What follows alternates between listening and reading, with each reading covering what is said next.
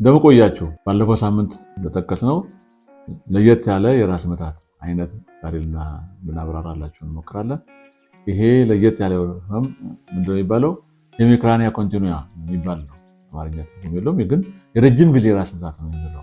ይህ የራስ ምታት ከነዛ ቀደም ካልናቸው ሁሉ የተለየ ነው። የመጀመሪያ ደረጃ ራስ ምታትና ብዙ ጊዜ የማይከሰት ነው። ብዙ ጊዜ ሁሉም ላይ አይከሰትም። ነገር ግን በአንደኛው ጭንቅላት ጎን ቅድም ማይግሬን ክላስተር እንዳልናቸው በአንደኛው ጎን ወደዚያ አይተላለፈም። ስለዚህ ማሞ በኋላ ደግሞ ወደዚያ አይተላለፈም።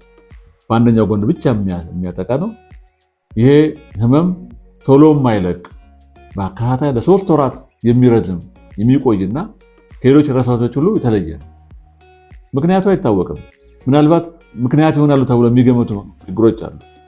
አንደኛው ይሄ ሃይፖታላመስ የሚባል የአንጎላችን ክፍል ህመምን እንዳይቋጠር እንዳይከላከል በማድረግ የሚፈጠር ነው። በተለያየ ምክንያቱ አይታወቅም። ሃይፖታላመስ ብዙ ነገር ይቆጣጠራል። ከነዚህ ውስጥ አንደኛው ህመምን ነው። ይህን እንዳይቆጣጠርና እንዳይከላከል የሚያደርግ የተለያዩ ሆርሞኖችን መላክ እንዳይከላከል ያደርጋል ተብሎ ይገመታል። ሁለተኛው የአምስተኛው ጭንቅላታችን ነርቭ ክሬኒያል ነርቭ የምንለው አምስተኛው ትራጀሚናል፣ እሱን መተላለፊያው ጤነኛ በማይሆንበት ጊዜ ይከሰታል ተብሎ ይገመታል። ሶስተኛው ማይክሮግሊያና አስትሮሳይት የሚባሉ የአንጎል መከላከያ ስርዓት ሴሎች አሉ። እነዚህ ሌሎች እንትኖች እንዳይጎዱ አንጎላችንን የሚከላከሉ አሉ።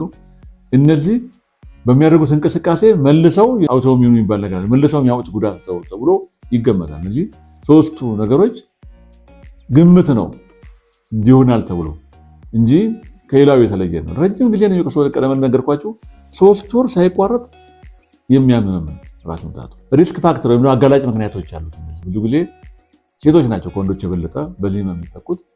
ሌላው በተለያየ እድሜ ላይ ያሉ አዋቂዎች ወንዶችም ሊሆኑ ይችላሉ፣ ግን አዋቂዎች ላይ ነው ብዙ ጊዜ የሚከሰተው። እድሜያቸው አዋቂ ሲባል እንግዲህ አብዛኛው ጊዜ ከ40 ዓመት በላይ ነው የሚሆነው። እነዚህ አዋቂዎች ላይ ጎልማሶች ላይ የሚከሰትና ትልልቅ ሰዎች ላይ የሚከሰት ነው። ምልክቶቹ ቅድም እንደነገርኳችሁ በአንድ ጎን ብቻ የሚቀጥል ህመም ሲሆን በሌላው ጎን አይቀየርም። አንደኛው ምልክት ነው። ሚግሬን ዛሬ በዚያ ጎን በዚህ ሊሆን ይችላል፣ ይቀየር ይችላል። ይሄ ግን በዚሁ ጀመረ እስከ መጨረሻው በአንድ ጎን ነው የሚቀጥለው። ሁለተኛው ከማይግሬን ህመም ጋር የሚመሳሰል እንዲሁም በአንድ ጎን መሆኑ ደግሞ ከክላስተርም ጋር ይመሳሰላል። ሌላው የአይን መቅላት አለው። ባር ነገር እንደገባ አይናችን ይቆረቁረናል። ከአይን ላይ እንባ ይፈሳል። አራተኛው ከአፍንጫ መታፈንና ወይም ቀጭን ውሃ መሰል ነገር ንፍጥ ነገር ይፈሳል ከአፍንጫችን። ሌላው የላይኛው የአይን ቆብ ይወድቃል፣ ቶሲስ ይባላል፣ ዝም ብሎ ይወድቃል።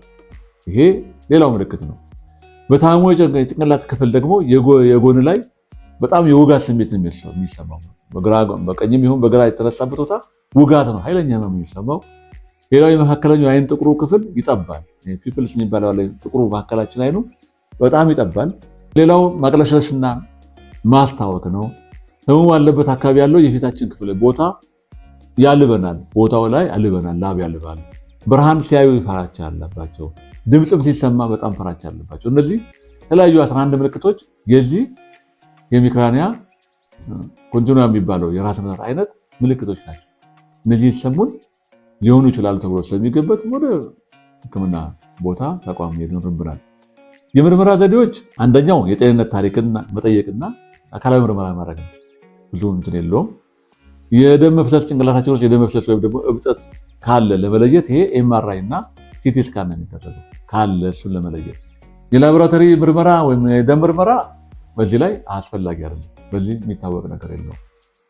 ህክምናው ደግሞ ያው ለረጅም ጊዜ ሐኪም የታዘዘው መድኃኒት ረጅም ሳያቋርጡ መውሰድ መፍትሄ ይሆናል።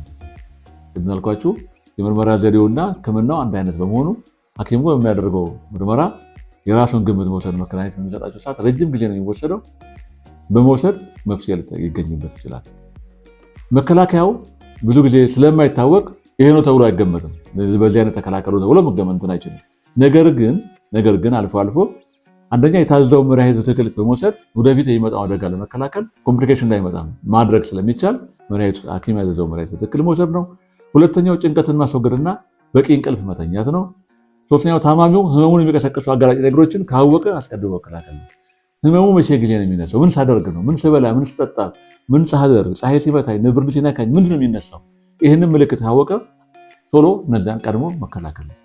ይሄ በዚህ ሊወገድለት ይችላል፣ ድጋሚ ላያመው ይችላል ማለት ነው። ስለዚህ ሄሚክራኒያ ኮንቲኑያ የሚባለው የተለየ አይነት የራስ ምታት ይህን ይመስላል። ቻናላችንም አሁን ውድ ያበሳስባችኋለሁ።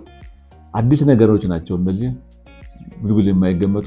በማወቅ ራሳችንን ከክፉ ነገር እንጠበቅ ስለምንችል እስከ መጨረሻው እንመልከተው።